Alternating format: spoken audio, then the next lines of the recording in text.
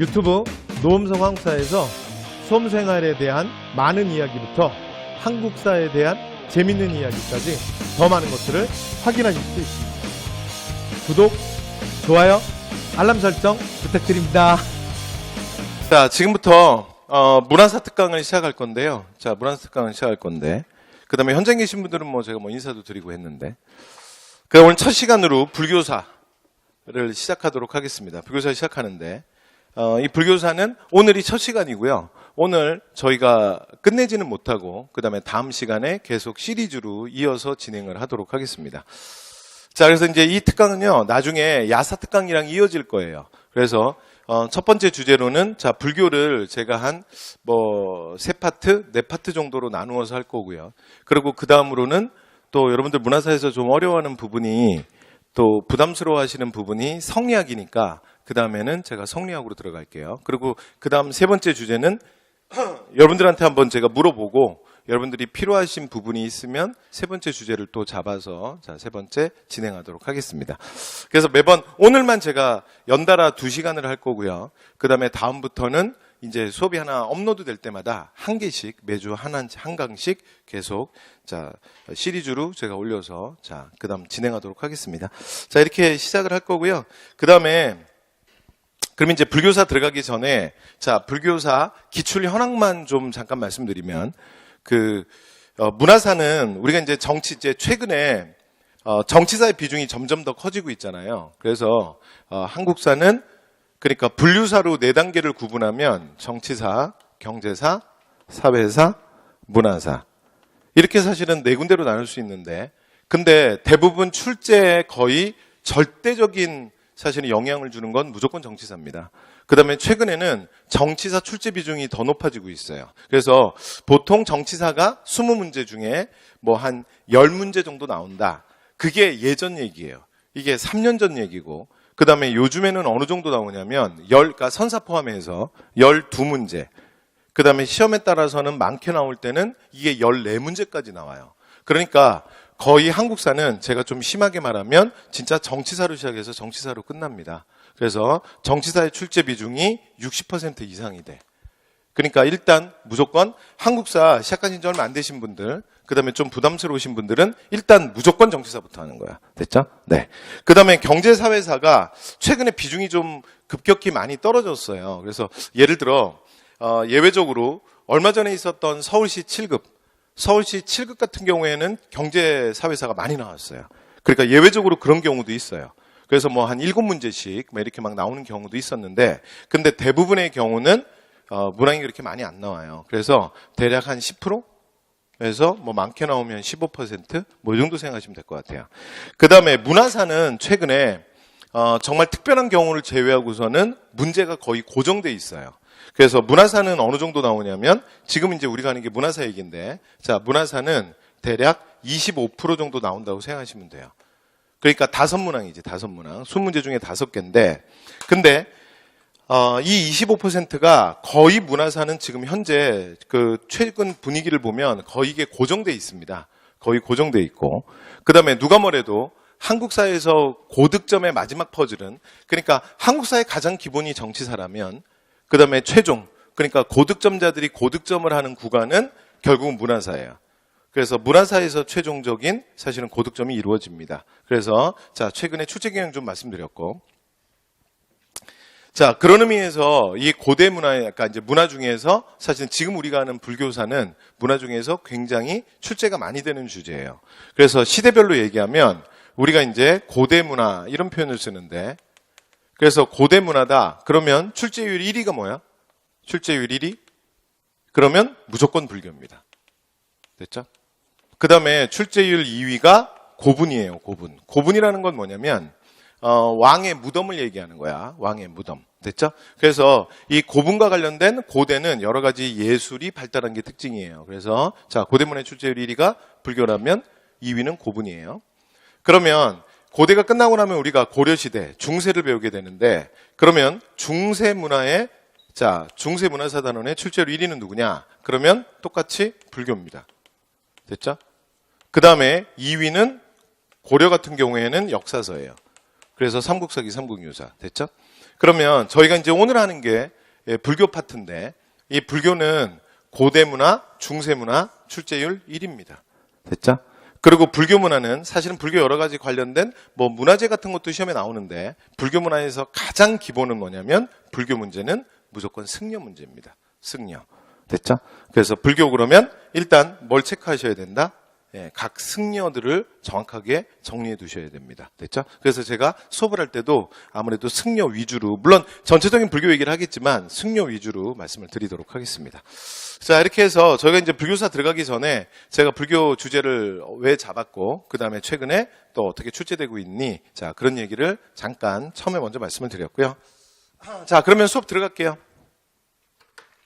자, 첫 번째. 자, 불교의 첫 번째 얘기인데, 여러분, 불교는, 여러분, 지금부터 얘기하는 건 뭐냐면, 제가 중간에 계속 구분을 시켜드릴 건데, 일단 불교에 대한 제가 세계사적 배경부터 먼저 할게요. 그래서 지금부터 하는 얘기는 그냥 편안하게 들어두시면 돼요. 됐죠? 불교에 대해서 제가 오늘 이리저리 배경을 많이 깔겠습니다. 베이스를 좀 많이 깔도록 할게요. 그러니까, 불교가 가장 부담스러운 것 중에 하나가 뭐냐면, 불교에서 사용하는 용어. 그러니까 이런 것들이 기본적으로 여러분들이 되게 거슬린다는 거야. 그리고 예를 들어 뭐 이건 종교와 상관이 없어요. 그러니까 예를 들어 내가 종교가 불교다. 그래도 보면 대부분 잘 불교 모르시던데. 그러니까 종교는 불교라 그래놓고 불교를 잘 몰라. 그래서 아니 여러분 제가 제 말 오해하지 마세요. 제가 특정 종교인들을 폄하한 거 아니야. 됐죠? 그래서 이제 그런 거 아닌데. 근데 기본적으로 이런 용어들을 저희들이 잘 쓰지 않다 보니까 여러분들이 좀 많이 거슬려 해요. 그래서 제가 그냥 얘기를 계속 풀어서 이제 불교와 관련된 주변 얘기들을 계속 하도록 하겠습니다. 그래서 지금부터 이제 말씀드리는 건 그냥 편하게 들으시면 돼요. 됐죠? 자, 시작합니다. 첫 번째. 자, 일단 불교는 인도에서 만들어진 종교죠. 자, 고타마 시타르타. 그래서 자, 석가모니가 왜요? 자, 그래서 석가모니가 만든 종교인데 원래 그 데칸고원 북쪽에 있는 부족이 석가족이야. 그래서 원래 석가족 그 석가모니라는 뜻은 뭐냐면 석가족의 그러니까 모니가 깨달음을 얻은 자, 뭐 이런 뜻입니다. 그래서 보리수나무 아래서 깨달음을 얻고, 그리고 이제 창시되는 종교가 불교죠. 자, 불교의 가장 주요 이제 기본 개념은 자비와 평등이야. 그래서 이 자비는 사실은 모든 사물에 대한 무조건적인 사랑이에요. 그러니까 불교에서는 어떤 작은 미물이라도 절대 함부로 죽이지 않지. 됐죠? 자, 이런 사상을 배경으로 해서 세계적인 종교로 발전하게 됩니다. 자, 실제로 인도가 많은 사상과 종교의 나라인데, 근데 실제로 인도에서도 이게 국교로 처음 제정된 건 시간이 조금 더 지나야 돼요. 그래서 인도 최초의 왕조를 우리가 마우리아 왕조라 그러는데, 마우리아 왕조 때 사실은 국교화되고 이때부터 이제 굉장히 많이 불교가 발전하게 돼요. 여러분 이런 거 마우리아 왕조 같은 거 외우다가 걸리면 퇴장이야. 이해됐죠? 네, 그래서 절대 외우시는 거 아니에요. 이게 지금 인도사를 하는데 이걸 왜 외워요? 자, 그래서 이때 처음 이제 불교가 자 국교화되고요. 이 불교는 근데 좀 이따가 불교에 대한 얘기를 제가 조금 더 하겠지만 윤회의 업으로부터의 해탈. 그래서 이 깨달음을 이제 추구하는 종교지. 뭐 이 정도는 여러분들 알고 계시는 거죠. 됐죠? 요 정도까지만. 됐죠?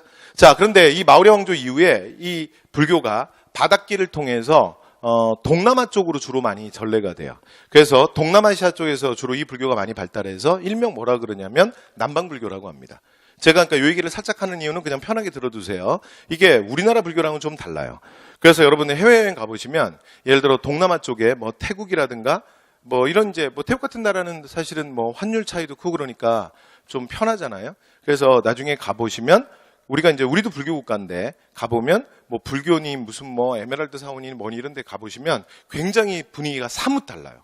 그래서 분위기가 굉장히 많이 달라. 왜냐면 이건 우리나라에 들어온 불교가 아니야. 됐죠? 자, 그다음에 마우리아 왕조가 자, 이제 망하고 나서 또 하나의 통일 왕조가 등장해요. 그래서 두 번째 인도의 통일 왕조가 구샤 왕조인데 이 구샤 왕조를 통일했던 전성기 이 가니슈카 왕 때 다시 불교가 막 발달하는데 이때 등장하는 불교가 이전의 불교에 비해서 새로운 흐름이 하나 등장을 해. 그래서 이게 새로 만들어지는 뉴 불교야. 됐죠? 그런데 이 불교는 이전에 있었던 불교에 뭐를 비판하는 거냐면 이전의 불교가 너무 개인의 해탈, 그러니까 개인의 깨달음만 추구했다. 그러니까 너 혼자 해탈하면 뭐하냐? 그러니까 사실 이제 이 중생들이 여러 가지 삶의 고통 속에서 허덕이는데 너 혼자 해탈하면 뭐해? 그래서 이전에 있던 불교를 비판하고 등장하는 새로운 불교예요. 그런데 이 불교를 뭐라 그러냐면 대승불교라 그래. 그런데 이 대승불교가 우리나라에 들어오는 거예요. 자, 그래서 이 대승이라는 게 뭐냐면 이 승자가 술의 승자예요. 그러니까 나 혼자의 탈을 하는 게 아니라 내가 깨달음을 얻었더라도 내가 깨달음을 얻었지만 열반에 드는 걸 미루는 거야. 그래서 대승불교에서 나오는 말이 뭐냐면 보살이라는 말이에요. 그래서 원래 이 보살이라는 말의 뜻이 뭐냐면 이 보는 원래 보리예요. 보리. 먹는 거 아니야. 됐죠? 그래서 이 보리는 뭐냐면 하늘로부터, 그러니까 하늘에게 깨달음을 얻은 자야.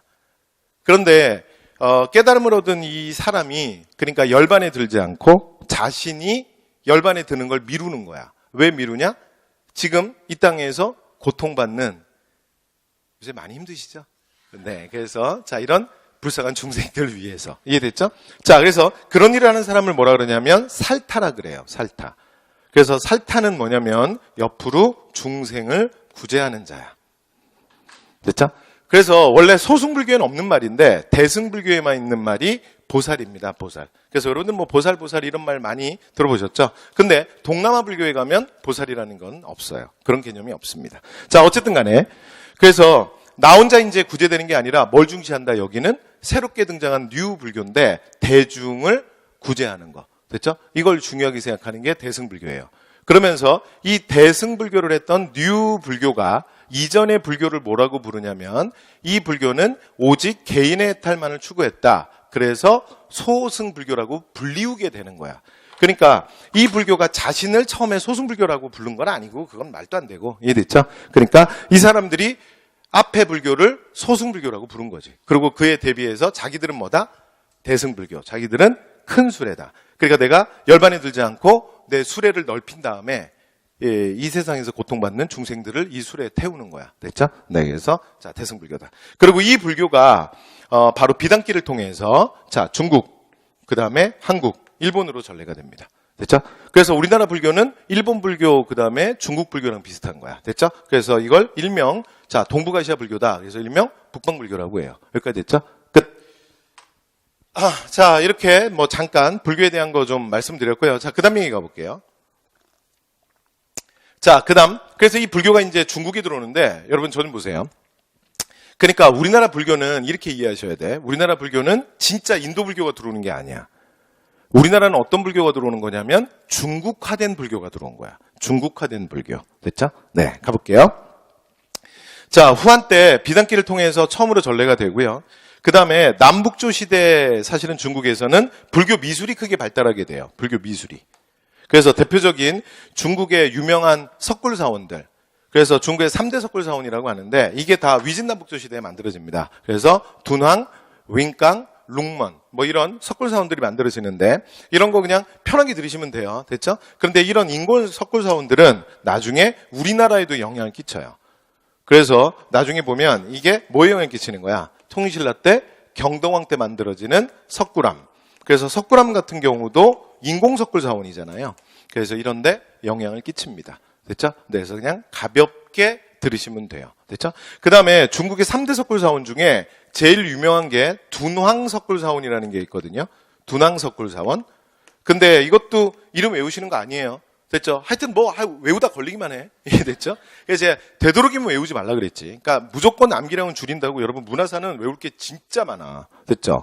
그리고 여러분 불교 용어들은 여러분 외우고도 틀리는 경우가 많아요. 왜 그러냐면 여러분이 그게 무슨 말인지를 못 알아들으면 못 알아들은 상태에서 억지로 외우는 건 아무 의미가 없어요. 됐죠? 그냥 편하게 들으시면 돼요. 자, 둔황석굴사원 나온 김에 하나만 얘기하면 이게 중국의 3대 석굴사원인데 여기서 나중에 뭐가 발견되냐면 해초의 왕호천축국전이라는 게 여기서 발견되는 거예요. 그래서 프랑스 탐험가 펠리오라는 사람이 둔황석굴사원을 근데 이 말이 이 프랑스 새끼들이 이런 얘기해서 안 되지. 그래서 욕하면 안 되죠. 그래서 말을 이거를 탐험가라 그러고요. 모험가라 그러는데 사실은 이 새끼들이 다 도굴꾼들이야. 그래서 전 세계 다니면서 사실 다 도굴하는 거예요. 그래서 그 펠리오라는 사람이 그 중국에 있는 둔황석굴사원에서 발견한 게 뭐냐면 해초의 왕호천축국전이라고 하는 책입니다. 그래서 이거는 그냥 편하게 들어주세요. 외울 필요 없고요. 그래서 왕호천축국전이라고 하는데 근데 이 해초의 왕호천축국전이 쓰여졌다는 건 아는데 발견되지가 않았던 거야. 그러니까 그냥 쓰여졌는데 부전이다. 그러고 끝났었는데 두낭석굴 사원에서 프랑스인이 발견한 거예요. 그래서 현재는 지금 이게 어디에 있냐면 프랑스 국립도서관에 비치되어 있어요.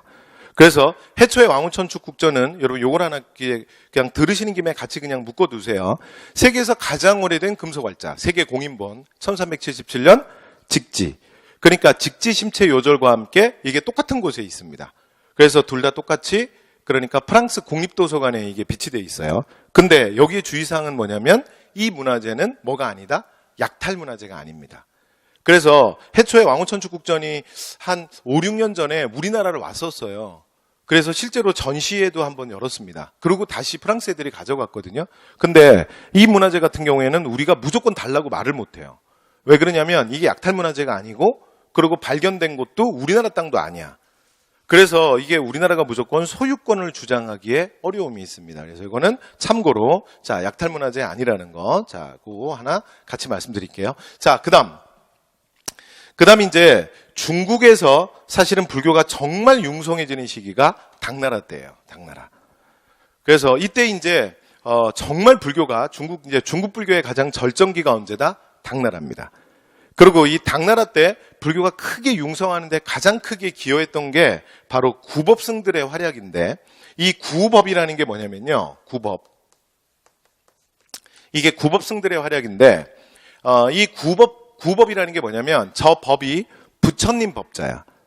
됐죠? 그러니까 부처를 구하는 승려야. 그럼 무슨 소리야? 무슨 말이냐면 저게 경전을 구하러 간 사람들이에요.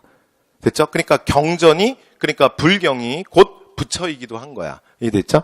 그래서 당나라 때 구법승 중에 가장 유명한 사람이, 그러니까 여러분 우리가 좀 이따 제가 원효할 때 말씀드리겠지만 여러분 동남아가 다 불교 국가들이잖아.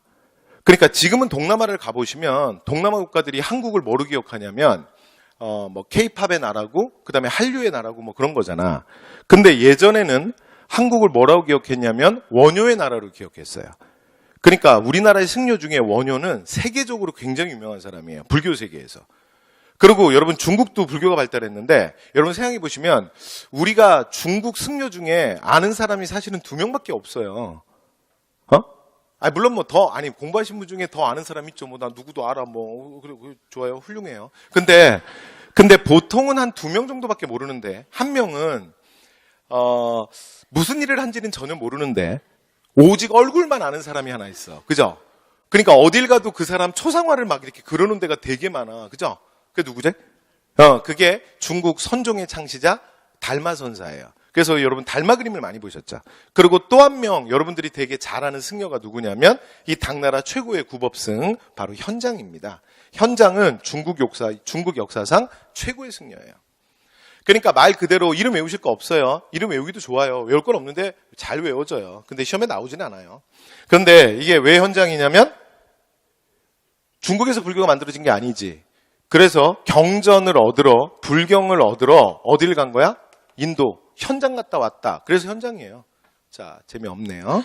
자, 어쨌든 간에 그래서 이제 현장인데 이 스님이 갔다 오고 나면 중국에서 불교가 진짜 불처럼 일어나요. 그러니까 이 마귀 새끼들이 이걸 놔두면 안 되겠죠? 그래서 현장법사가 못 가도록 막 현장법사를 괴롭히는 거야. 그래서 현장법사도 그래서 준비한 카드가 있어. 그래서 보디가드 셋을 데려가죠. 그래서 그게 여러분이 알고 계시는 원숭이, 돼지, 귀머거리 뭐 이렇게 데려가잖아요. 그래서 여러분들이 알고 계시는 서유기의 주인공 바로 삼장법사입니다. 됐죠? 네, 그래서 삼장법사 또는 현장법사라고 해요. 여기까지 됐죠? 그래서 당나라 때 이제 현장의 활약 이후에 자 이제 경전이 전래되고 불교에 대한 이해가 깊어져 중국이. 자 그리고 나면 이제 진짜 중국화된 불교가 발달하게 됩니다. 됐죠? 그런데 이 중국화된 불교가 이제 우리 역사에서 굉장히 중요해요. 됐죠? 그러니까 여기는 제가 살짝 배경만 깔고요. 이 얘기는 잠시 후에 뒷페이지에 넘어가서 제가 심각하게 한 번 더 얘기할게요. 잠시 후에 심각하게 한 번 더 얘기할게요. 이 중국화된 불교의 가장 대표가 뭐냐면 선종불교야. 선종불교. 됐죠? 그래서 중국화된 불교인 참선을 중시하는 선종불교라는 뉴 불교, 새로운 불교의 계파가 하나 탄생해. 여기까지 됐어요? 그리고 나면 기존의 불교는 뭐가 되는 거냐면 선종에 대비해서 얘는 교종이 되는 거야. 한 번만 더 할게요. 아까 인도의 대승불교가 비단길을 통해서 북방, 그러니까 중국에 전래됐다 그랬지. 그러니까 이 불교가 그냥 그대로 교종이야. 그리고 원래는 없었는데 중국에서 만들어진 뉴 불교가 선종이야.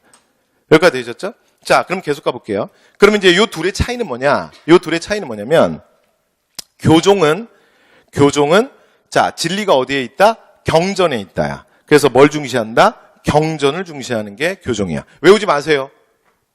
전 봐요. 그러니까 제가 계속 얘기하겠지만 여러분 불교는 기본적으로 불교도 외워야 될 게 좀 있어. 그러니까 항상 한국사 공부할 때 무조건 암기량은 줄인다야. 이해됐죠? 그러니까 자꾸 뭐 외우는 거 이렇게 뭐 자꾸 이렇게 밑줄 치고 막 이렇게 외우는 거 버릇들이면 안 돼. 이런 게 외울 게 돼? 다시. 무슨 얘기냐면 여러분 모든 종교는 다 그 종교에서 말하는 진리는 경전에 있는 거 아니야? 아니야? 여기 혹시 기독교인이 있어요? 그러니까 크리스찬들한테 진리가 어디 있어? 그럼 뭐라 그러겠어요? 진리는 어디 있는 거야? 어디 있긴 바이블에 있지. 성경에 있는 거지. 그런 거 아니에요? 그렇잖아요? 여기 이슬람교도 있어요? 회교도? 손 한번 들어봐요. 아니, 괜찮아. 우리끼리인데. 좀 봐요. 제가 여기서 뭐 회교도라고 퇴장시키겠어? 자, 봐보세요. 없어요? 얼마 전에 제주도로 난민 신청이 들어왔죠. 그래서 저는 개인적으로 참 아쉬운 것 같아요. 그래서 거기에 대해서 뭐 인터넷에 뭐 엄청난 댓글이 달리고 그다음에 청와대 국민 그 청원 게시판에 막 글들이 올라오고 막 그런 것들을 보면서 저는 개인적으로는 좀 되게 아쉽다고 생각을 했어요. 되게 아쉽다고 생각했던 게 저는 그렇게 생각해요. 물론 이제 이러면 자신의 어떤 뭐 정책 성향을 드러내는 건가요? 저는 그렇게 생각 안 하는데 저는 가장 제가 지금 말하고 싶은 건 뭐냐면 인간이 인간을 바라볼 때 가장 기본적인 존엄성에 대한 얘기를 하는 거예요. 그리고 한국 사회에서 난민은 받아들일 거냐 안 받아들일 거냐라는 과연 그게 그 문제인가 싶어요. 저 개인적인 생각입니다. 그리고 그게 종교를 이유로 사상을 이유로 피부색을 이유로 또는 성별을 이유로 또는 외모를 이유로 이런 것들에 대한 이 사회에 대한 사실은 차별에 대해서 우리가 사실은 그것이 바르지 않다라고 우리 사회 구성원들이 동의한 게 아닌가요? 그리고 대한민국의 수준이 이제는 그 정도 수준이 되지 않았나? 난민은 받아들일 거냐 말 거냐의 문제인가? 저는 개인적으로 그렇게 생각해요. 그러니까 그건 그런 문제가 아니라 사실은 우리가 앞으로 만약 이런 문제가 또 이후에 생길 수 있는데 이런 문제들을 어떻게 해결하고 어떻게 대비책을 세우고 그걸 사실 제주도한테 다 떠먹힐 수 있는 문제는 아니잖아. 그러면 중앙정부도 나서서 사실 이 문제에 대해서 어떻게 해야 될지에 대한 또는 이제 미래에 대한 어떤 플랜이나 좀 비전을 가지고 있어야 되는 문제가 아닌가 하는 생각을 저 개인적으로는 해요. 그래서 어쨌든 간에 그리고 우리도 1950년 이 땅이 전쟁이 일어났을 때 정말 이 땅에 어떤 희망도 없었어요. 이때 이 땅이 진짜 아주 초토화됐었거든요. 그리고 그때 우리가 사실은 이미 국제사회로부터 많은 또 원조를 받았던 경험도 있어요. 그리고 오늘날 세계 무역 규모 11위 국가에 오늘날에 정말 대한민국을 만들어냈잖아요. 그래서 주변 이제 세계의 문제에 대해서도 한국이 더 이상은 너무나 폐쇄적이고 너무나 소극적이지 않은 사실은 국제사회에 대한민국의 지위에 걸맞는 사실 이제 그런 또 준비와 행보를 해야 되지 않나라는 개인적인 생각을 해봅니다. 자, 어쨌든 간에 자, 원래 기대로 돌아와 볼게요. 그래서 이슬람교도 지금 없는 관계로 자, 제가 물론 이슬람교도는 아니에요. 네가 회교도였구나. 그래서 퇴장이야. 재미없어. 자, 그런데 어쨌든 간에 그 이슬람교도한테 진리가 뭐냐? 그럼 뭐라 그러겠어요? 진리가 어디 있는 거야? 어디에 있긴 꿀안에 있겠지. 그렇잖아요? 그러니까 모든 종교는 경전에 사실은 그 종교에서 말하는 진리를 담고 있는 거잖아. 그러니까 여러분 당연히 뭘 통해 깨달으면 다 도달하는 거야? 경전을 통해서지. 그러니까 이건 너무 당연한 거니까 외우는 게 아니야. 이해됐죠? 그러면 지금 얘기하는 중국화된 불교라는 건 뭐냐면 여기를 배격하는 여기에 비판을 하는 새로운 흐름이야. 이게 뉴 불교인데 이 선종 불교는 잠시 후에 다시 할 거야. 이거 중요합니다. 됐죠? 네, 그래서 자, 뭘 중시하냐면 참선 수행을 중시해요. 그래서 참선을 통해서 진리를 한 방에 깨닫는 거야. 이걸 뭐라 그러냐면 돈오라고 합니다. 돈오. 됐죠? 돈오, 돼지 5마리 아니에요. 그래서 문득 진리 전체를 깨닫는 거야. 그래서 선종불교에서 추구하는 건 뭐냐면 선종불교의 지금 얘기는 뭐냐면 이거예요. 그러니까 진리라고 하는 건 단순한 지식의 합이 아니라는 거야. 그러니까 내가 아무리 그 경전에 대한 지식들을 쌓고 계속 쌓잖아요. 그래서 이 모든 지식을 다 합하더라도 절대 뭐에 도달할 수는 없다? 진리에 도달할 수는 없다. 여기까지 됐어요? 이게 선종불교의 기본적인 맥락이야. 그래서 진리라고 하는 것은 지식의 단순한 합보다 훨씬 더 큰 무언가야. 그렇기 때문에 내가 경전에 대한 지식을 경전을 뭐 10회독하고 뭐 50회독하고 100회독하고 막 이렇게 경전 엄청나게 읽고 거기에 대해서 습득이 된다고 해서 내가 그냥 진리에 도달하지 못한다는 거야. 진리라고 하는 것은 문자로 세울 수도 없고 문자로 전할 수도 없다. 그래서 선종불교에서 강조하는 게 뭐냐면 분립 문자예요. 됐죠? 네, 그래서 잠시 후에 다시 돌아오도록 하겠습니다. 자, 그래서 기존의 불교에 반동하는 새로운 불교가 등장하는데 이걸 뭐라 그런다? 참선수행을 중시하는 선종불교라 그래요. 됐죠? 네. 자, 그래서 이 선종불교에 대한 얘기는 뒤에 뭐 잠시 후에 다시 또 말씀드릴 거고요. 그 다음에 또 하나의 흐름이 중국에서 생기는데 이게 뭐냐면 정토종이야. 정토종은 이거 잠시 후에 돌아올게요. 요 정토신앙, 정토종 되게 중요하거든요. 우리가 원효편에서 굉장히 중요하게 다시 얘기할 거야. 자, 그래서 정토종은 일명 아미타 신앙이라고 하는데 사실은 그 인도가 정말 종교의 나라, 사상의 나라예요. 그래서 인도에서 만들어진 종교 사상들이 너무 많아. 그런데 이 불교는 그 중에서도 정말 너무 어려워. 그래서 진짜 토 나와요. 근데 솔직히 저는 불교 수업을 할 때, 그래서 여러분 오해하시면 안 돼요. 저는 불교의 진리를 말하는 사람이 아니에요. 제가 감히 그런 말을 할 수가 없어요. 됐죠? 그래서 저는 개인적으로 종교도 불교도 아니고, 그래서 제가 말하는 건 아주 얄팍한 얘기들이에요. 그리고 우리가 수험 한국사에서 다루는 불교에 관한 문제들을 풀기 위한 걸 제가 전달하는 사람이지 절대 불교 전체를 말하는 건 아닙니다. 그래서 제가 1학년 때 세계 종교사를 대학 들어가서 공부하고 그 다음에 불교가 너무 재밌는 거야. 그리고 멋 모르고 선과 불교라는 선택 과목을 제가 신청했다가 저희 학교에 스님이 정말 오셔서 수업을 하셨거든요. 제가 진짜 수업 내내 토했어요. 한 학기 내내 토했어요. 진짜 판서를 처음부터 끝까지 한글을 단 한 글자도 안 쓰세요. 그러니까 처음부터 끝까지 한자를 쓰는데 한자를 전부 그러니까 약식으로 흘림체로 써서 일단 따라서 필기도 불가능했었어요. 그래서 정말 거기에 앉아서 제가 토하다가 해탈할 뻔했어요. 그래서 원효가 이렇게 토하면 해탈할 수도 있구나. 제가 그 생각을 했어요. 그래서 어쨌건 이게 참선 수행을 중시하는. 근데 불교가 워낙 어렵거든요. 그러니까 보세요. 그러니까 이게 참선 수행이든 경전이든 이건 다 지식인들 얘기야. 그러면 매일매일 하루하루 먹고 살기가 어려운 일반 농민들, 일반적인 사람들이 언제 그거 공부하고 언제 앉아서 참선 수행을 해. 그래서 이건 사실은 원래 삼국불교는 제가 잠시 후에 말씀드리겠지만 철저하게 왕실과 귀족의 전유물이야. 됐죠? 근데 당나라에서 새로운 불교의 흐름이 하나 등장해. 이게 뭐냐면 대중화된 불교인데 이게 정토종입니다. 그래서 이 정토종은 불교의 대중화를 이끌어내게 돼요. 그러니까 그렇게 어렵게 다 필요 없다야. 그럼 뭐만 하면 되냐? 나마미탑을 입으로, 그러니까 이게 산스크리트어로 제가 부처님께 귀의합니다. 절 받아주세요. 이런 뜻이야. 그러면 입으로 나마미탑을 이렇게 연불만 외우면, 이런 걸 연불이라고 그러거든요. 그래서 연불만 외우면 내가 죽어서 어떻게 되는 거야? 이 고통 속에 있는 윤회업에서 벗어나, 그러니까 서방 정토, 그러니까 불교에서 말하는 천국으로 가는 거야. 그래서 서방 정토로 간다. 그래서 이걸 일명 뭐라 그런다? 정토종이라고도 합니다. 여기까지 됐죠? 자, 이렇게 대중화된 불교의 흐름이 등장하게 됩니다. 여기까지 됐죠? 오케이. 그래서 여러분 요건 그냥 편하게 들어두시고요. 나중에 저희가 이제 불교를 좀 정리하고 나면 제가 성리학 얘기도 좀 할 거거든. 그래서 중국의 사상사 할 때 요걸 또 써먹을 거예요. 그래서 중국 당나라에서 그냥 제가 프리뷰로 한 번만 해볼게요. 그리고 나중에 성리학편에 가서 이 얘기를 또 할게요. 그래서 중국에서 당나라 때 불교가 너무 융성하거든. 그러면 당나라 다음 왕조가 어디냐면 중국 송나라야. 됐죠? 그래서 중국 송나라 때가 되면 이 당나라 때 발전했던 불교에 대한 반동이 올 거예요.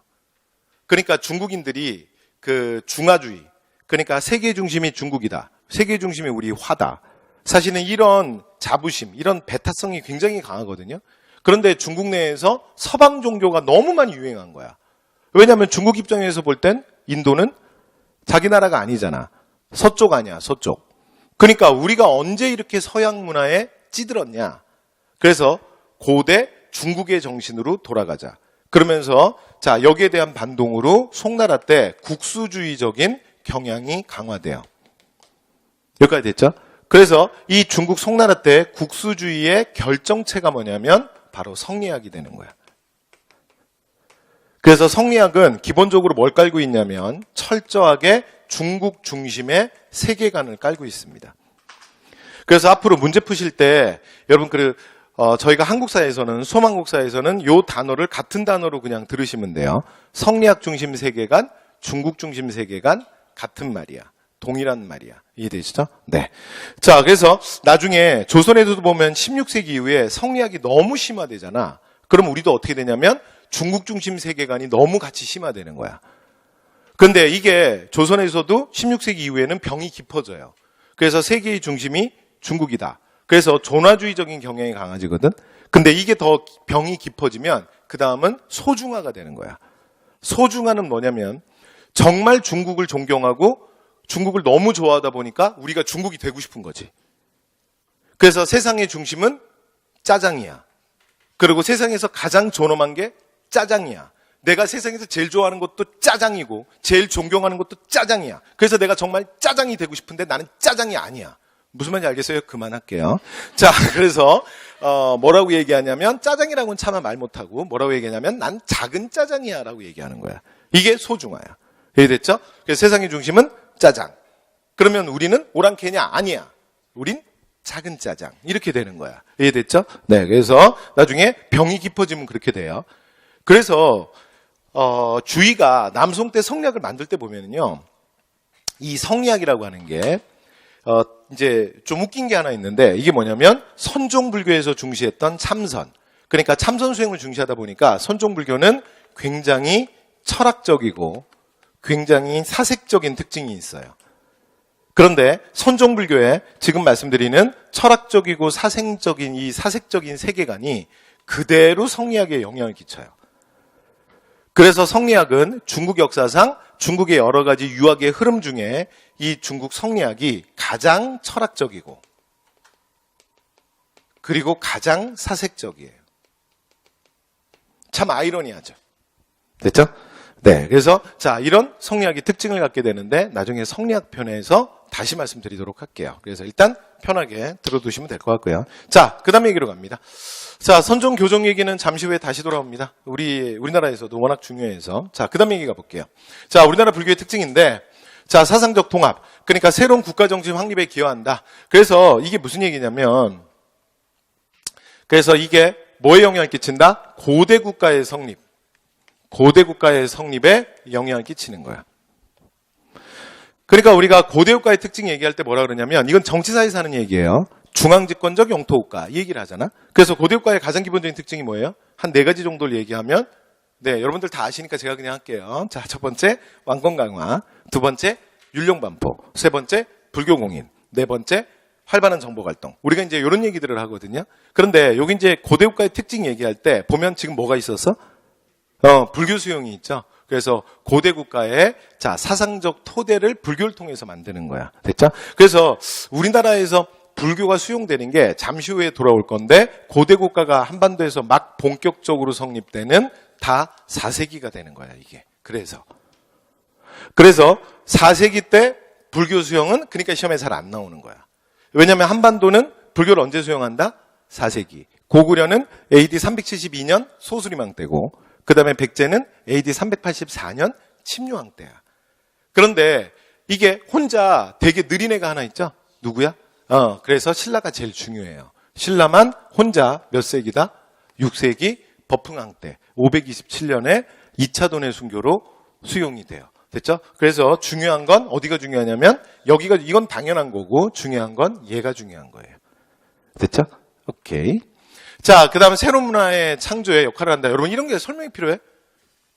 이거 외우는 거 아니야. 너무 당연한 거야. 여러분 종교는 문화의 총체야. 그러니까 어떤 종교가 만약에 어떤 문화권에 어떤 새로운 지역에 들어가잖아? 그러면 무조건 새로운 문화가 전해지게 돼 있어. 왜요? 왜요가 아니라 무조건 그런 거야. 그러니까 예를 들어 이 땅에 크리스트교가 들어오잖아요?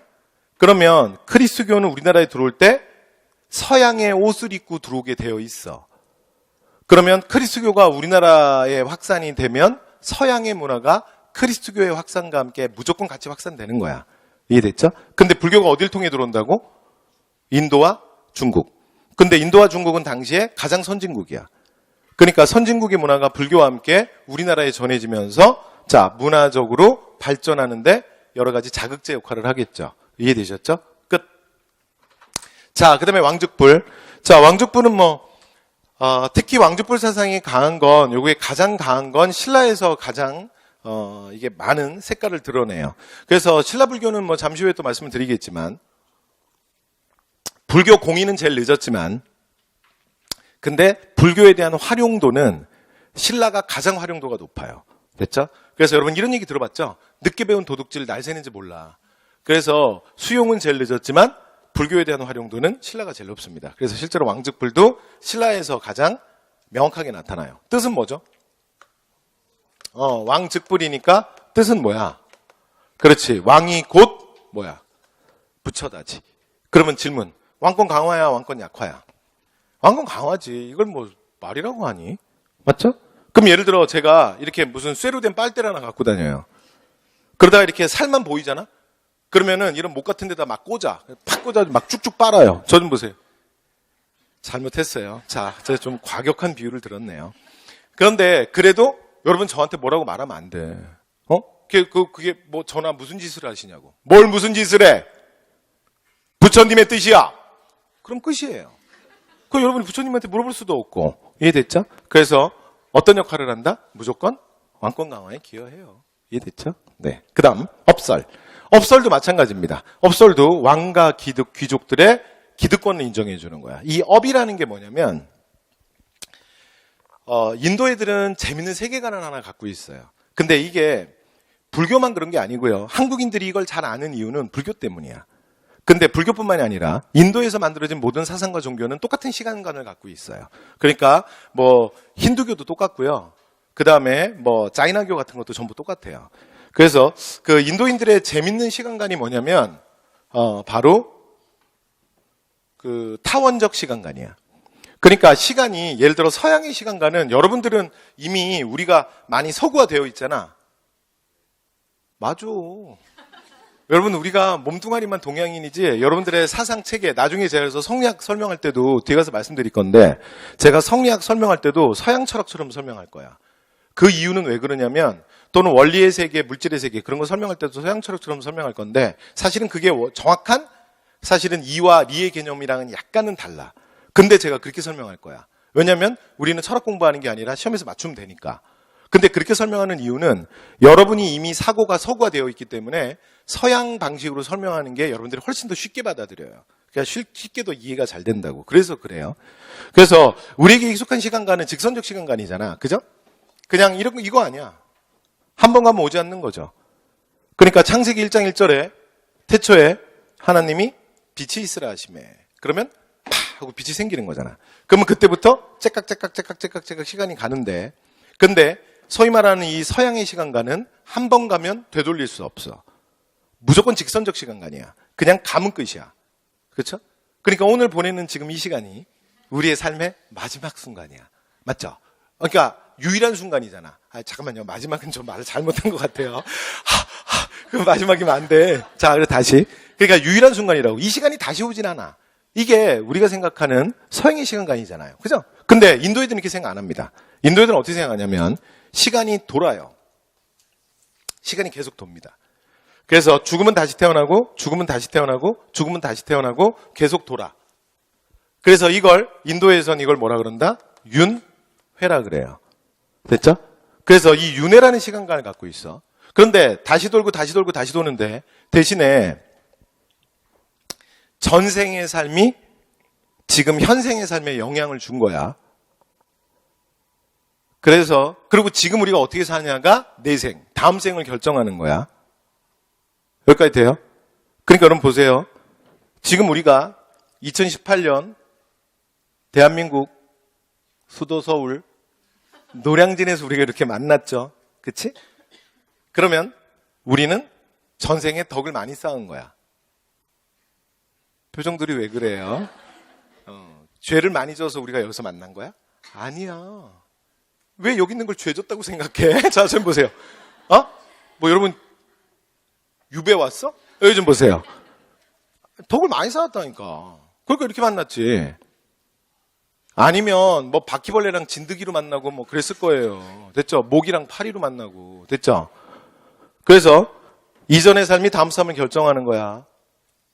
그래서 여기서 나오는 게 뭐냐면 모든 것들은 이어져 있는 거예요.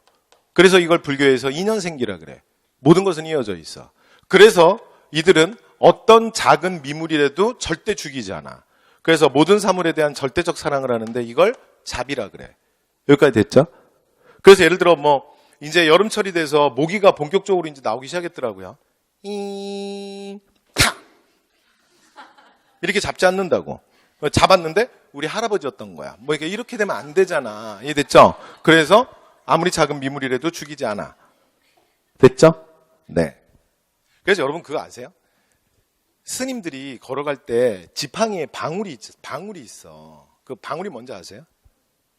내 걸어가니까 비키라는 얘기야. 작은 미물들. 그 다음에 신발 있죠? 집신. 승려들이 신는 집신은 집신도 달라요. 그래서 집신이 이렇게 밑바닥을 보면 여기가 더 이렇게 얼기설기한 거야. 이게 촘촘하지가 않아. 왜 그런지 알겠어요? 왜냐면, 그렇지. 그러니까 밟힐 때 이게 촘촘하면 밟히면 끝이잖아. 근데 이게 틈이 있으면 이렇게 살 확률이 있잖아요. 그래도 여기에 걸리는 애는요, 태장이야. 그럼 공중에 떠다니니? 이거 어쩔 수 없고. 이해되셨죠? 그래서 어떤 작은 미물이라도 함부로 죽이지 않습니다. 됐죠? 네, 그래서 인도는 이런 좀 특이한 시간관을 갖고 있어요. 그래서 이게 이제 윤회입니다. 윤회. 됐죠? 그런데 방금 전에 말씀드렸던 것처럼 그러니까 현생의 삶이 내 생을 결정하고 지금 내 삶은 전생의 삶이에요. 그러니까 이게 어떤 일이 있냐면 보세요. 이게 되게 웃긴 거야. 그러니까 정말 기득권을 위한 종교가 돼버려. 보세요. 현재 왕이나 귀족, 특히 신라는 진골, 그게 골품제라는 게 있는데 이 골품제가 뭐냐면 나중에 뒤에 가서 말할 날이 올 거예요. 골품제는 이런 거야. 태어나는 순간 이 사람의 뼈에 기득권을 영원히 새겨줘요. 그리고 그 기득권을 영원히 인정하는 거야. 그러니까 태어나는 순간 이게 나의 노력이 아니야. 성취지위가 아니야. 태어나는 순간 누군가 내 몸에 새겨버려. 그러면 평생 내가 그 지위로 살아요. 이해됐죠? 근데 이걸 인정해 주는 거야. 왜? 그런 대접을 받아도 돼. 그런 혜택을 받아도 돼. 왜?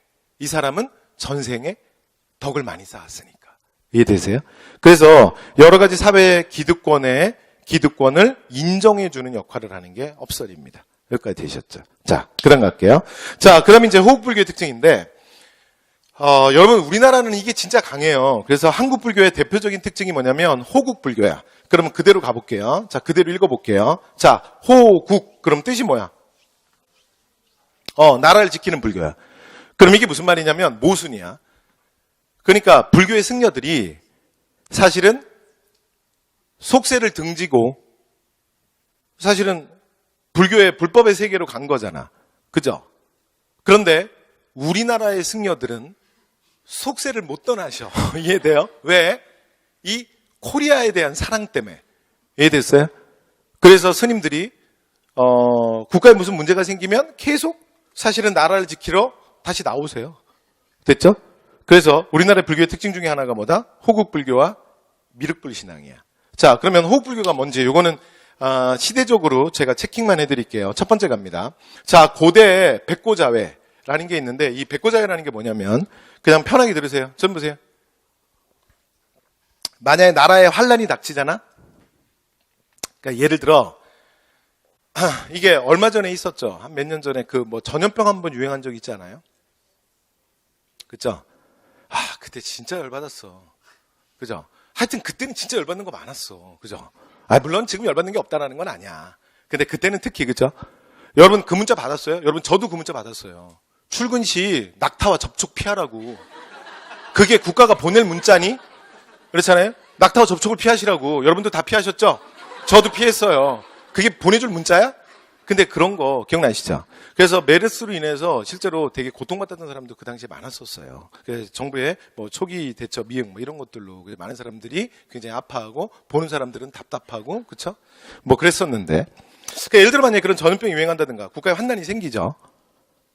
그러면 100명의 고승들이 100개의 등불을 피우고 그 다음에 100가지 꽃을 헌화하고 100개의 향을 피워요. 그런 다음에 어떻게 하냐면 인왕경이라는 경전을 동시에 낭독해요. 100명의 고승이. 그러면 사라지는 거예요. 예를 들어 메르스가 유행했다. 이게 낙타 문제가 아니야. 그럼 어떻게 하는 거예요? 다 같이 모여서 인왕경을 낭독하는 거죠. 고승들이 마하마냐 마냐 마냐 그러면 싹 사라지는 거예요. 이게 뭐라고요? 백고자예요. 됐죠? 네, 그래서 호국불교죠. 자, 그 다음 원강. 원강은 뭐 뒤에서도 뭐 이제 중요한데. 자, 세속 5개. 그 다음에 걸사표. 여러분, 원강 스님은요, 말이 승려지 진짜 승려가 아니야. 이게 스님이 할 소리가 아니에요. 그래서 정말 세속 5개도 보시면 세 개가 뭐예요? 세 개가 전부 유교죠? 제가 할게요, 제가. 여러분 아시겠지만 제가 할게요. 또 하다 보면 상강우리랑 괜히 헷갈려. 내가 할게요. 그래서 사군이충, 사친이요, 교이신, 충효신. 세 개 다 유교지. 그 다음에 네 번째 거 끝내줘. 이거 불교에 영향받았다고 얘기하는데 솔직히 그렇게 말하기에 부끄러워. 아까 내가 잡이라 그랬는데. 근데 네 번째가 뭐냐면 살생유택이야.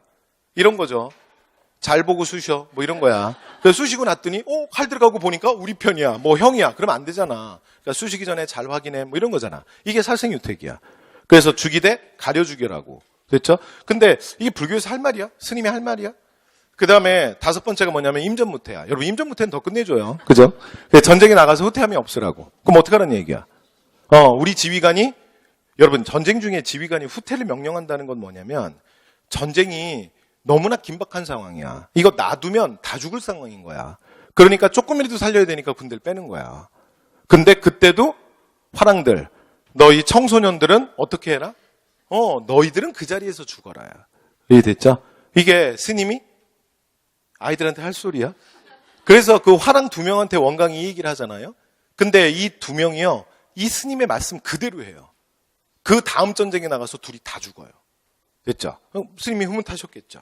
그렇죠? 그래서 이 아이들이 이 말을 다 지켰잖아. 그렇죠? 그래서 너무나 속세를 떠나시지 못하는 호국불교의 상징입니다. 그 다음에 황룡사 구축목탑도 마찬가지예요. 여러분 황룡사 구축목탑도 나라의 번성을 원하는 건데 번영을 원하는 건데 황룡사 구축탑은 여러분 최근에 2번 연달아 나온 거 아세요? 그래서 요건 잠시 후에 다시 얘기할 건데 일단 황룡사 구축목탑은 시간이 제일 중요합니다. 역시 불교에서도 제가 수업을 하면서 계속 말씀드리겠지만 첫 시간이니까 불교에 대한 기본적인 얘기를 하지만 이 과목이 뭐라는 걸 잊으면 안 돼? 시간의 과목이라는 걸 잊으면 안 돼. 황룡사 구축목탑은 언제야? 선덕여왕 꼭 기억하셔야 돼요. 그래서 자 선덕여왕 때 당시에 대국통이었던 자장의 건의로 만드는 거야. 됐죠? 먹는 거 아니에요. 스님이에요. 됐죠? 네, 그래서 자장대사의 건의로 만드는 거. 자, 그 다음에 중세입니다. 여러분, 그 호국불교 중에 사실은 영순이는 대장경 아니야? 호국불교 중에 호국불교. 우리나라 문화재 중에 호국불교의 가장 상징은 사실은 무조건 대장경이죠. 됐죠? 그래서 대장경은 2번 만드는데 한 번이 언제야? 현종. 됐죠? 제가 이것도 시간선만 적어볼게요. 한 번 언제라고요? 현종. 됐죠? 그 다음에 또 한 번은 언제야? 제조대장경. 이게 불탔는데 제가 뭐냐면 다시 제자야. 조는 새길 조자야. 대장경을 처음 새겼다. 그 다음에 대장경을 다시 새겼다. 그런데 이 다시 새긴 8만 개가 넘는 목판이 현재 다 남아있어. 그래서 유네스코에서 세계 기록문화유산으로 지정된 게 얘가 제조대장경이야. 이해됐죠? 네, 일명 8만대장경이죠. 자, 그런데 이 제조대장경은 이건 언제예요? 고난의 왕 고종이야. 됐죠? 고종 때 누구의 명령으로 만드는 거야? 최후의 명령으로 만드는 거지. 그러면 이 고난의 왕 고종이 왜 고종이야? 이 사람이 뭐 한 사람이야? 여러분, 제가 나중에 정치사관 말씀드리겠지만 왕의 묘는 그냥 붙이는 게 아니야. 왕이 죽고 정식 3년상이 끝나면 그러면 왕의 사실은 정식 이제 3년상이 끝났잖아요. 그러면 선왕의 위패가 왕의 사당인 종묘에 들어온다고. 그러면 종묘에 들어오려면 그 이름이 붙어야 돼. 그걸 뭐라 그런다? 묘호라고 불러요. 됐죠? 그러니까 우리가 고려 조선시대의 묘호라고 말하는 우리가 왕의 이름이라고 부르는 건 이건 다 묘호인 거야. 그러니까 세종, 성종, 태종 이거 전부 뭐야? 묘호죠, 묘호. 됐죠? 그리고 묘호는 누가 정하는 거야? 일단 역사가들이 정하는 거예요. 그래서 이 시기에 있었던 이 선왕 때 있었던 여러 가지 기록물들을 다 모아서 실록을 편찬하면서 이 왕의 업적을 생각해서 묘를 보통 대신들이 3개 정도를 선택을 해요. 그러니까 이 사람들이 하나는 못합니다. 보통은 3개 정도를 해요. 그러면 현 왕이 그 3개 중에 하나에 낙점을 해요. 그러면 그게 묘로 확정이 되는 거야. 됐죠? 그래서 왕의 사당에 들어갈 때 그게 이름이 되고 그 다음에 역사 편찬이 그 이름으로 전부 편찬이 됩니다. 이해됐죠? 그래서 묘가 세종이 되는 순간 세종 1년, 세종 3년, 세종 10년, 세종 19년 이러면서 역사서들이 기록이 되겠죠. 됐죠? 네. 자, 그래서 여러분 보세요. 이제 왕의 묘 그냥 붙는 거 아니라 그랬지. 그래서 고종은 고난의 왕이야. 그러면 생각해봐요. 고려의 최고의 고난의 시대가 언제야? 바로 대모항쟁 40년이죠. 그래서 그 고난의 왕 고종이야. 됐죠? 그러면 여러분 조선시대에도 저런 고종이 있겠어 없겠어? 있어. 그럼 조선이 가장 고난의 시기는 언제야? 76년 강화도 조약 이후에 엄청난 외세 침략 속에서 이 땅이 외세의 전쟁터가 되고 그 다음에 1905년 외교권을 강탈당하는 충격적인 역사를 우리가 경험하죠. 여러분 생각해 보세요. 외교권이 없는 나라가 어디 있어? 그러니까 1905년 을사늑약은 1905년 11월 을사늑약은 실질적인 국권 피탈이야. 그러니까 공식적으로 대한제국의 주권이 소멸되는 건 1919년 8월 29일이지만 그러나 1905년 11월은 사실은 우리가 거의 나라를 잃은 거와 진배 없는 거야. 그 고난의 시기, 그 국왕이 누구예요? 조선의 고종이야. 됐죠? 네, 이렇게 되는 거예요. 그래서 조선 고종 때고요. 그러면 이 고난을 당했던 이유가 뭐야? 초조대장경 때는 이거 왜 만들었어? 누가 쳐들어와? 이거 거란이 쳐들어오는 거고요. 그 다음에 제조대장경은 자, 조금 전에 말씀드렸던 몽골의 침입이죠. 여기까지 되신 거죠? 오케이. 자, 그 다음에 별무반 갑니다. 별무반은 일단 요것도 시간선부터 해볼게요. 자, 별무반 편성은 누구 때문에 편성되는 거지 이게? 윤관. 나중에 뒤에 배울 거예요. 근데 별무반 편성이 윤관이 건의한 게 누구한테 건의한 거야? 숙종. 됐죠? 근데 나중에 이게 정치사회서 시험에 나오는데 그냥 편하게 들어만 두세요. 오늘은 지금 불교하는 날이니까. 근데 대신에 저 별무반은 별무반이 여진족의 근거지를 토벌하고 동북구성을 나중에 쌓게 되는데 그 동북구성을 쌓는 건 근데 그의 아들 예종이에요.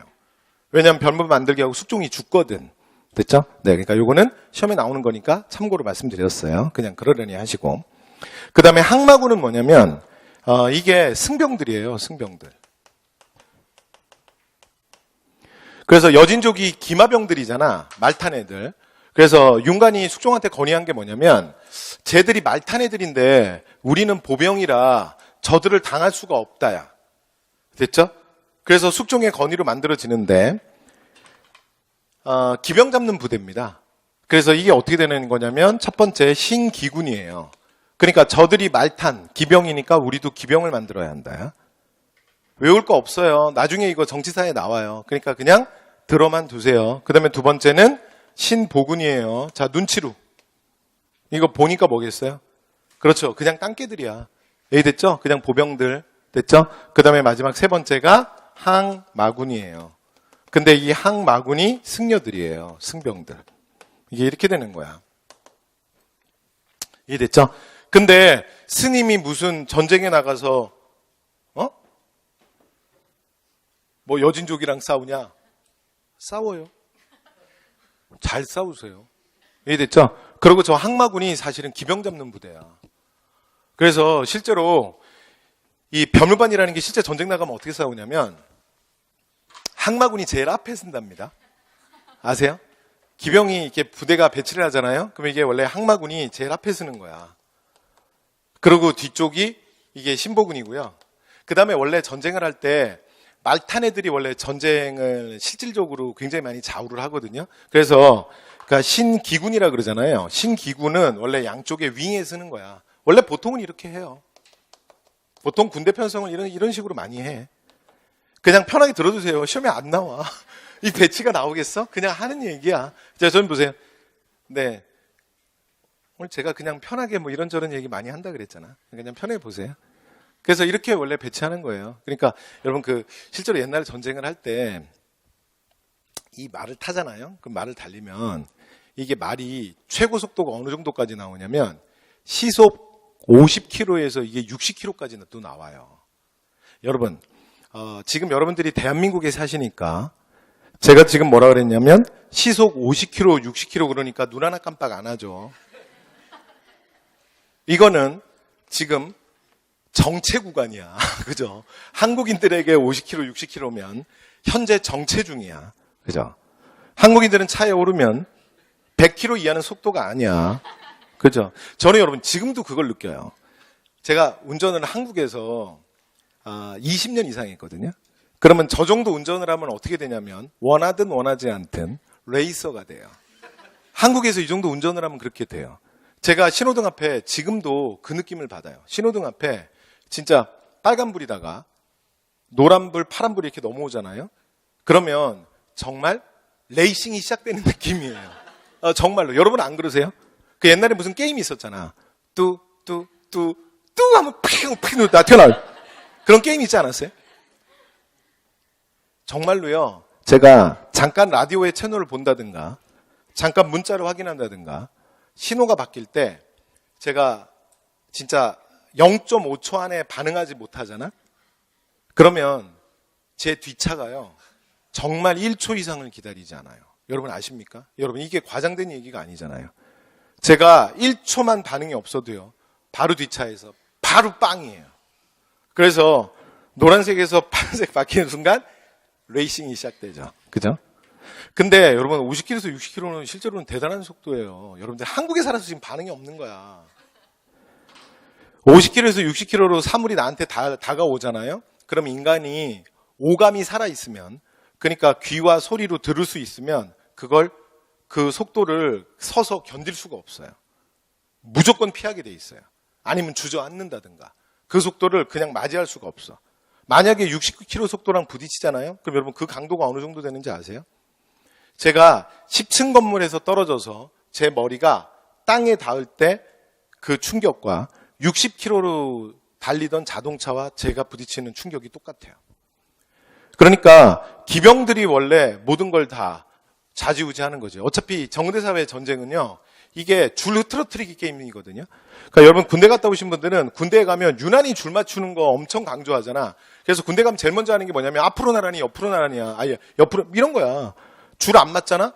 그러면 바로 그때부터 예를 들어 비극적인 상황들이 벌어져요. 됐죠? 그래서 이게 줄 맞추는 게 원래 군대에선 가장 기본이야. 줄 흐트러뜨리기 게임이거든. 이 항마군이 뭘 하냐면 이 앞에서 기병 잡는 부대예요. 그러니까 예를 들어 여진 애들이 막 말 타고 오잖아? 그러면 이 항마군이 뭐 하냐면 항마군이 가지고 있는 무기가 뭐냐면 이게 소위 말해서 낫같이 생긴 건데 이게 낫인데 되게 길어요.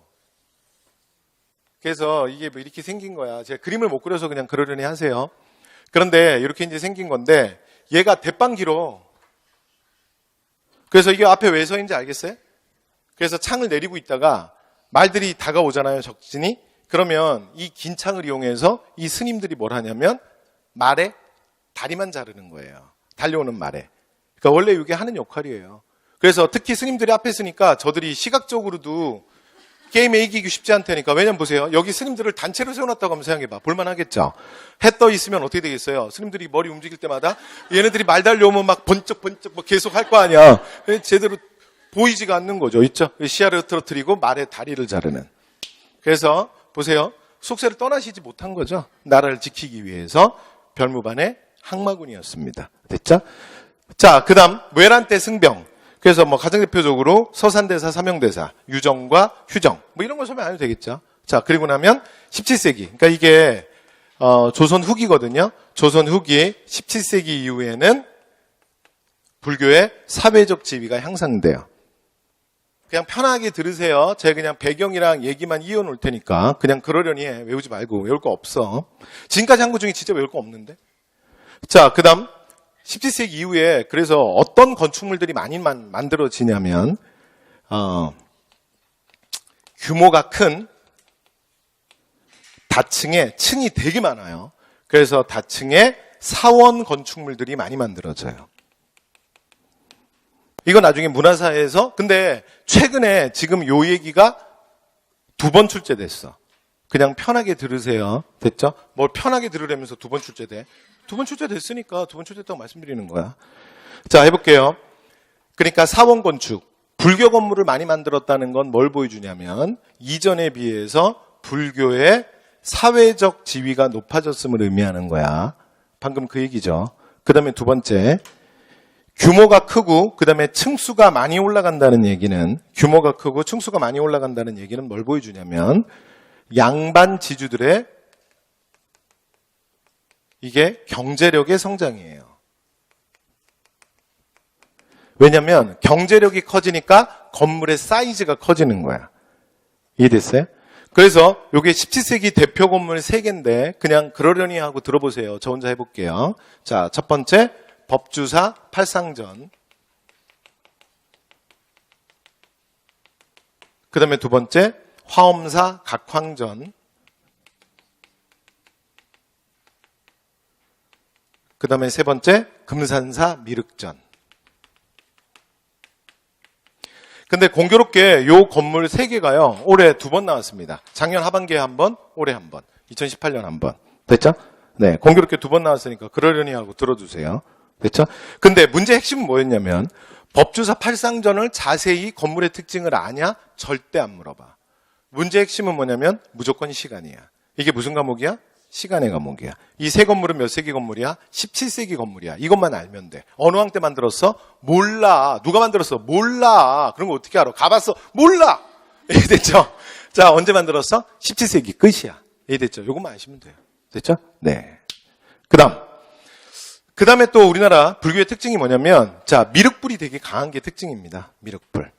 자, 그러면 미륵불에 대한 얘기 좀 잠깐만 해볼게요. 미륵불에 대한 얘기.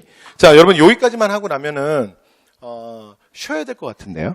네, 여기까지 하고 나면 잠깐 쉬었다 갈게요. 그럼 이제 본격적인 우리가 시험에 나오는 원효와 의상 얘기부터 2번째 시간에 들어갈게요. 됐죠? 자, 그럼 오늘은, 자, 오늘은이 아니라 이번 시간에는 전체적으로 제가 워밍업만 좀 한 거야. 웜업만 좀 한 거야. 자, 미륵불 나왔으니까 미륵불 나온 김에 미륵불 얘기 좀만 해볼게요.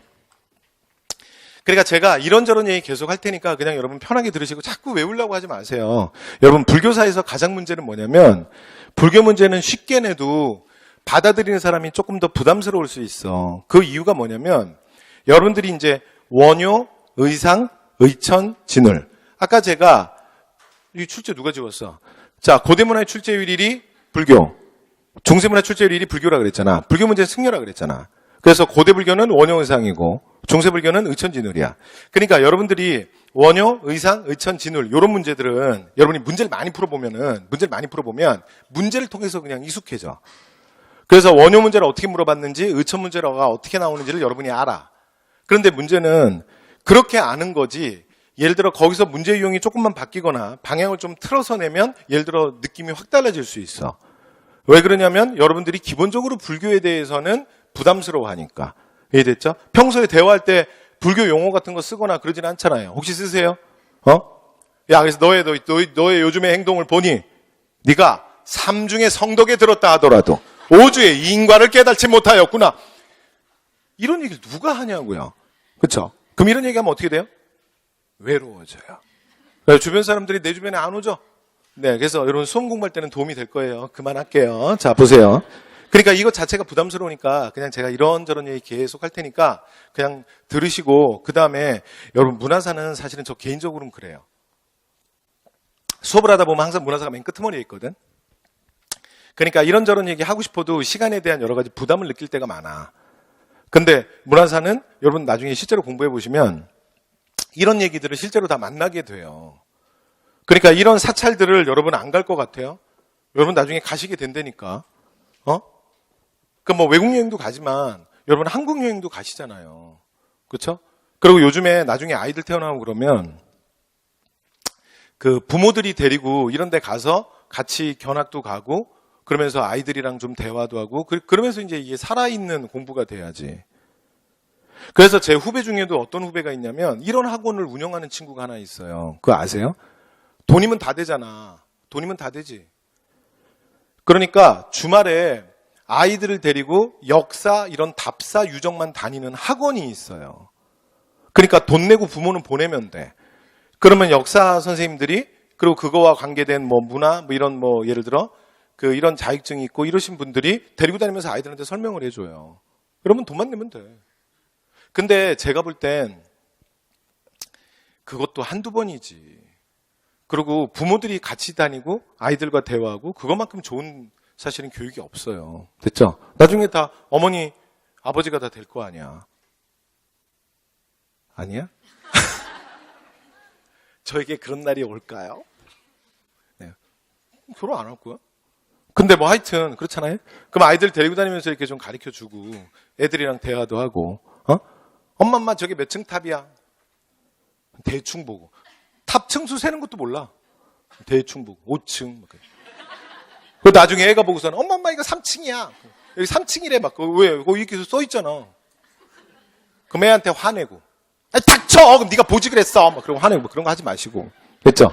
그래서 탑의 층수를 세는 건 어깨 숫자를 세는 거야. 어깨라고 하는 건 뭐 그런 정도의 대화는 그래도 해줄 수 있으면 뭐 아주 뭐 이게 심각한 얘기도 아니에요. 좋잖아. 그죠? 싫어. 그러지 마시고. 알았어요. 자, 어쨌든 간에 무슨 얘기였죠? 미륵. 자, 미륵으로 갑니다. 여러분, 이제 우리가 이제 수업 시간에 보게 될 미륵이란다. 부처가 여럿 있는데, 일단 가장 기본적인 얘기부터 해볼게요. 첫 번째. 과거불이 있고요. 그 다음에 현세불. 그 다음에 미래불이 있거든요. 미래불이니까 아직 오지 않았겠죠. 그래서 과거불은, 이미 오셨다 가신 분이야. 됐죠? 그래서 이 과거불의 가장 대표가 누구냐면 다보열애불이에요. 다보열애불.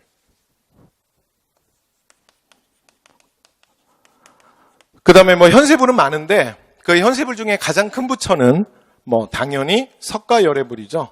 아까 우리가 얘기했던 고타마 시타르타 석가모니. 그래서 석가열애불. 근데 석가모니가 보리수 아래에서 깨달음을 얻고 입적하면서 뭐라 그랬냐면 내가 가지만 나중에 제자를 보내주겠다 그랬어요. 그러니까 약간 느낌이 뭐랑 비슷하냐면 여러분 이렇게 종교들이 보면 좀 비슷한 구도가 많지. 기독교에도 있잖아. 그쵸? 그래서 마지막에 십자가에 달리기 전에 예수가 마가의 다락방에서 내가 다시 오리라고 얘기하거든. 그래서 제자들이 그 말을 믿었던 거야. 그래서 성서가 실제로 이제 바이블이라는 것도 마태복음 그러니까 뭐 마태복음 뭐 마가복음 누가복음 요 순서로 만들어지는 게 아니야. 그 사복음서가 가장 나중에 만들어져. 그러니까 맨 처음에 원래 모았던 건 바울의 서신들을 먼저 모아요. 그러니까 왜 이게 나중에 쓰여지냐면 예수가 한 말을 제자들이 믿었던 거야. 그리고 이 안에서 누군가가 날 배신할 거다. 뭐 이런 얘기까지 예수가 마지막에 예수가 다 했거든. 근데 그 일이 실제로 이루어지잖아. 그리고 예수가 온다 그랬잖아. 그러니까 제자들이 기다린 거야. 근데 문제는 안 오시는 거야.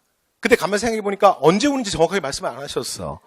그러고 나서 제자들이 계속 예수를 봤던 제자들이 죽기 시작하니까 이러면 안 되겠구나. 그러면서 기록을 남기기 시작하는 거예요. 그러면서 신약성서라는 게 만들어지거든요. 그래서 석가모니도요. 가면서 뭐라 그랬냐면 내가 제자를 보내준다 그랬어요. 그런데 문제는 곧 보내준다 그랬어. coming soon. 그런데 문제는 이게 부처님의 시간이야. 우리 인간에겐 장난 아니야. 그래서 이 시간이 언제냐면 38억 7천만 년 있다가야. 그래서 38만, 자, 발음도 안 되네요. 7천만 년 있다가 그 석가모니의 제자가 올 거야. 그러면 지금 뭐 하시냐? 이분이 우리를 위해서 굉장히 고민하고 계세요. 고뇌하고 계세요. 자, 이걸 뭐라 그러냐면 미륵불이라 그래요. 됐죠? 그래서 현재는 오지 않은 미래에 올 부처야. 이 미래에 올 부처가 뭐다? 미륵불이야. 근데 우리나라는 뭐가 되게 세냐면 이 미래에 대한 갈망. 그래서 미륵불 신앙이 굉장히 센 게 특징이에요. 됐죠? 네. 그래서 그냥 편하게 받으시면 되고요. 그 다음에 나머지 뭐 사실은 또 부처는 한 2부처 더 얘기해야 되는데 그건 다음에 얘기하죠. 지금은 요 정도만. 됐죠? 그래서 나중에 여러분 가보시면요. 그 사찰에 가보잖아? 그러면 사찰에 가보면 편하게 들으세요. 이거 다 그냥 배경, 베이스 까는 거야. 사찰에 가보면, 그러니까 여러분 사찰은 다 가게 돼 있어. 안 갈 것 같아? 이거 종교랑 상관없어. 한국인들이 사찰 가는 건. 사찰에 가면 어떤 사찰이나 다 금당이라는 게 있어요. 편하게 들으세요. 금당은 뭐냐면 대예배당, 그러니까 대성전이야. 어떤 종교 기관에도 그런 게 있지. 그런데 그 금당에 현판이 붙는데 이 현판이 어떻게 붙냐면 그 금당에 모시는 본전불이 누구냐에 따라서 위에 붙는 현판의 이름이 달라져. 그러니까 예를 들어 가장 많은 게 석가열애불을 모시는 경우가 제일 많아. 그러면 우리 사찰의 금당에 석가열애불을 모시고 있으면 그 금당의 현판이 뭐라고 붙냐면 대웅전이라고 붙어. 됐죠? 그런데 나중에 사찰을 다녀보시면 모든 사찰의 금당이 다 대웅전이 아니야. 왜냐하면 모시는 부처에 따라서 이름이 달라져. 왜냐하면 부처가 많거든. 됐죠? 그래서 때로는 봤더니 뭐라고 돼 있냐. 부석사 같은 영주 부석사. 여러분 이번에 제가 사찰 얘기 나왔으니까 그런데 한국의 사찰 10군데가 유네스코 세계문화유산에 지정이 됐어요. 이게 바로 지난달 얘기야. 됐죠? 바로 얼마 안 된 얘기예요. 그래서 그 사찰들은 시사 테마가 있으니까 올해 8월과 10월에 시험 보실 분들은 한번 어떤 사찰이든지 눈도장 정도는 한번 찍어놔야 돼. 왜냐하면 시사 테마가 있잖아. 근데 지금 얘기하는 영주 부석사도 그 사찰 중에 하나야. 됐죠? 그 영주 부석사에 가면 금당의 현판이 뭐라고 붙어 있냐면 무량수전이라고 붙어 있어요. 그러면 거기에 본전불은 누가 아니란 얘기야? 석가열애불이 아니란 얘기야. 됐죠? 그래서 그 안에 가면 아미타 열애불이 앉아 계세요. 됐죠? 서방정토에서 우리를 기다리는 아미타 열애불이. 됐죠? 그래서 현판의 이름이 그렇게 붙어요. 그리고 금당 앞에 가면 금당 앞에 보통 우리나라는 1탑 1가람 양식이 제일 많거든요. 그러니까 금당 안에 불상으로서 부처님이 계시고 금당 건너편에 그러니까 밖에 또 바깥에 부처님이 홀로 서 계세요. 이거는 뭐라 그러냐면 수뚜빠. 그런데 중국으로 넘어오면서 중국 애들이 이게 수뚜빠라는 게 발음이 안 돼가지고 이걸 나중에 뭐라고 부르냐면 탑이라고 부르게 돼요. 이게 바로 탑이에요. 그래서 탑은 곧 불상과 똑같이 이 둘은 부처의 현신이야. 그래서 불상과 탑은 예배의 대상이 되는 거야. 이해됐죠? 그래서 나중에 뒤에 가면 또 말씀드리겠지만 그래서 이제 이 우주가 음과 양, 오행으로 이루어져 있잖아요. 그래서 모든 것들이 음양오행으로 이루어져 있거든요. 그래서 숫자라는 것도 양의 숫자가 있고 음의 숫자가 있어. 그런데 홀수는 양의 숫자고 짝수는 음의 숫자야. 근데 부처는 양이거든. 그래서 탑은 절대 짝수로는 올라갈 수가 없어. 그래서 탑의 층수는 3층, 5층, 7층, 9층, 11층, 13층 이렇게 올라가는 거야. 이해되죠? 근데 나중에 우리가 뭘 배우게 되냐면 경천사 10층 석탑이라는 걸 배워. 그러면 지금 얘기했던 이 룰이 틀렸죠. 탑은 짝수로 못 올라간다 그랬잖아. 근데 짝수로 올라가는 탑이 생겼지. 그러면 이건 누구 때문이야? 음양오행을 모르는 무식한 몽골놈들 때문이야. 이해됐죠? 그래서 이 탑의 영향은 무조건 몽골의 영향이야. 원의 영향. 그러면 이 탑이 만들어진 시기는 언제겠어? 경천사 10층 석탑은 정확하게 충무광이야. 그런데 그거 시험에 절대 안 나와. 그러면 뭐라고만 알면 되느냐? 경천사 10층 석탑은 우리가 원나라의 간섭을 받던 원간섭기야. 그러니까 그렇게 그냥 아시면 돼요. 이해됐죠? 네, 그래서 왜냐하면 몽골놈들 음양오행이 뭔지 모르니까. 이해됐죠? 자, 이렇게 해서 부처에 대한 얘기까지 잠깐 했는데 그래서 나중에 보시면요. 그래서 이 탑이 이렇게 하나가 있거나 아니면 두 탑. 그러니까 그 두 탑이 이렇게 병립하는 경우가 있거든요. 가장 대표적인 게 한국인들이 모두 가본 사찰. 저 안 가봤는데요? 비밀로 해요. 됐죠? 그냥 간척하고 있어요. 그리고 나중에 몰래 가세요. 모든 한국인들이 갔던 사찰 하면 뭐예요? 불국사죠. 그래서 여러분 불국사 금당 앞에 가보시면 부처님이 두 분이 나란히 서 계세요. 그쵸? 그래서 한 분이 뭐예요? 석가열애불이고 또 한 분이 다보열애불이에요. 그래서 그게 석가탑과 다보탑이죠. 그래서 불국사를 갔다 오신 분들은 반드시 두 장의 인증샷이 필요해요. 하나는 석가탑은 괜찮아요. 반드시 다보탑 앞에서의 사진이 한 장 있어야 되고 그 다음에 또 하나 그 곡선의미와 직선의미를 잘 살린 청운교와 백운교 그 청교와 백운교 옆에서 청교와 배운교가 보이게 친구로 하여금 찍게 했던 그 사진. 그래서 두 개의 인증샷이 필요하죠. 자, 어쨌든 간에. 자, 이렇게 해서 뭐 부처에 대한 얘기 잠깐 말씀드렸는데 돌아오시죠. 자, 미륵불입니다.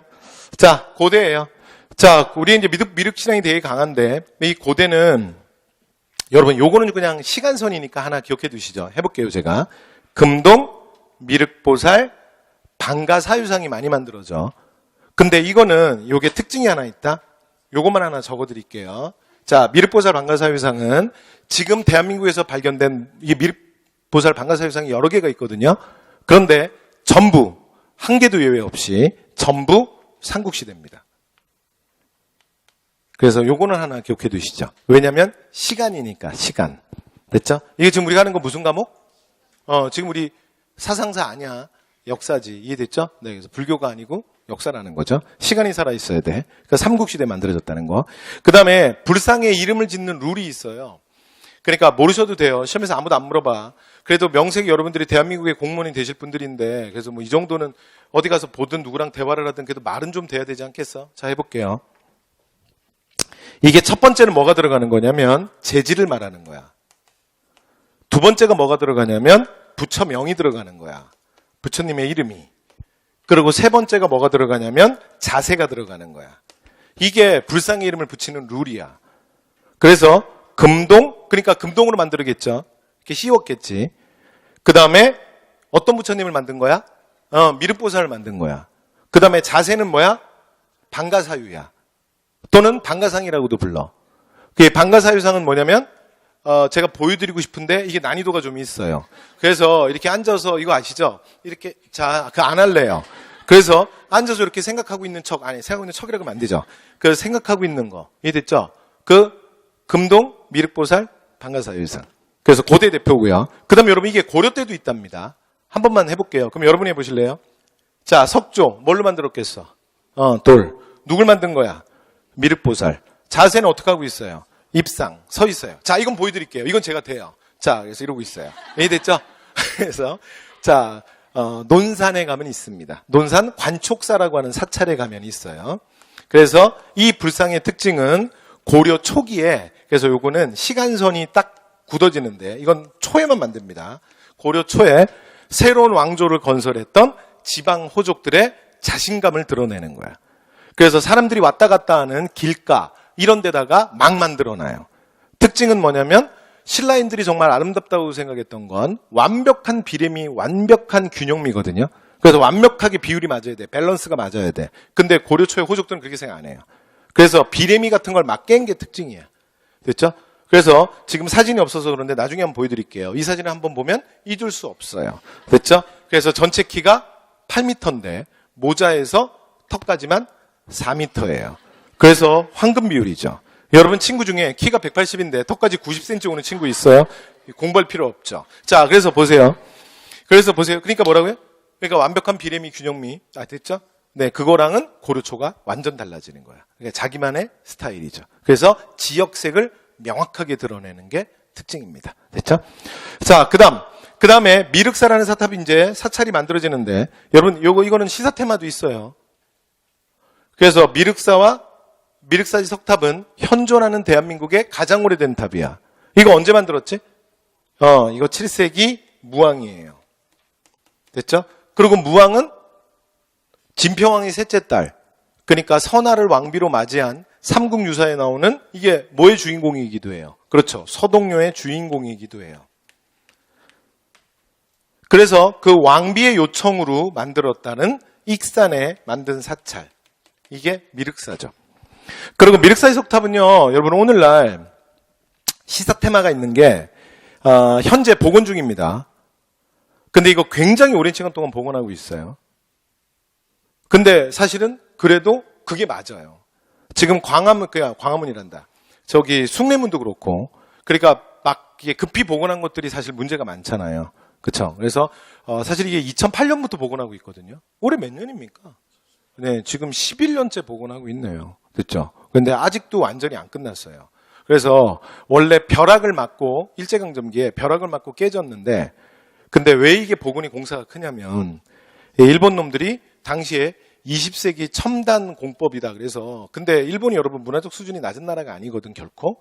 그런데 복원해 주겠다고 그 벼락이 맞아서 깨진 부분에 그냥 시멘트를 개버렸어요.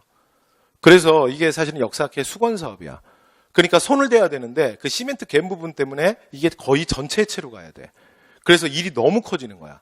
그래서 이건 예전부터도 1980년, 90년대 계속 수건 사업이었는데 2008년에 예산안이 확정되면서 시작이 된 거예요. 됐죠? 그래서 지금 공사가 길어지고 있어요. 그래서 자, 다시 복원돼서 곧 모습을 드러낼 겁니다. 자, 이렇게 해서 말씀드렸고요. 그다음에 화랑. 자, 화랑이 또 미륵이랑 상관이 있습니다. 이 화랑은 어떻게 상관이 있냐면 신라인들이 뭐라고 믿었냐면 신라를 구원할 미륵이 화랑의 모습으로 올 거다. 그래서 신라인들은 화랑을 일명 뭐라고 부르기도 했냐면 미륵선화라고 부르기도 했어요. 됐죠? 오케이. 자, 중세 석조미륵보살 입상 말씀드렸고요. 그 다음에 매향. 여러분 매향은 뭐죠? 매향은 땅에 향나무를 믿고, 그러니까 땅에다가 묻고 미륵이 도래하기를 기원하는 거야. 그러니까 매향이라는 뜻이 뭐냐면 천천히 해볼게요. 향나무를 땅에 묻은 거야. 매장. 그런데 아무 땅에나 묻는 건 아니야. 그냥 우리 집에다 묻는다? 아니야.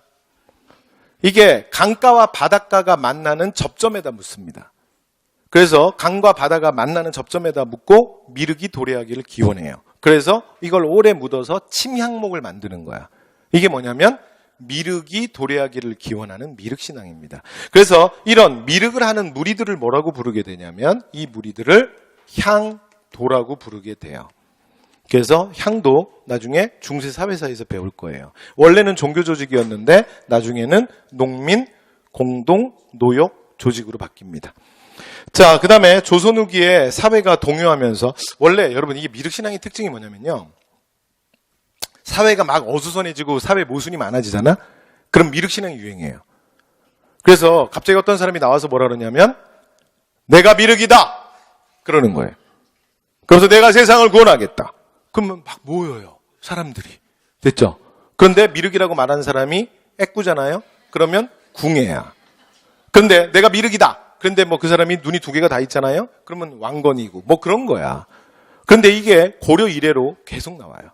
그래서 이후에도 조선 후기에서도 굉장히 여러 가지 지배층의 수치체제의 모순, 그 다음에 노민들의 삶은 어려워지고 자연재해 또는 막 전염병이 창궐하고 막 이제 이런 어려운 시기가 되면 다시 미륵신앙이 유행하게 됩니다. 됐죠? 오케이. 자, 이렇게 해서 불교의 원효 의상 들어가기 전에 자, 기본적인 얘기는 말씀을 좀 다 드렸네요. 됐죠? 네. 그러면 자, 잠깐 쉬었다가 자, 두 번째 시간으로 들어가겠습니다. 잠깐 쉬었다 가겠습니다.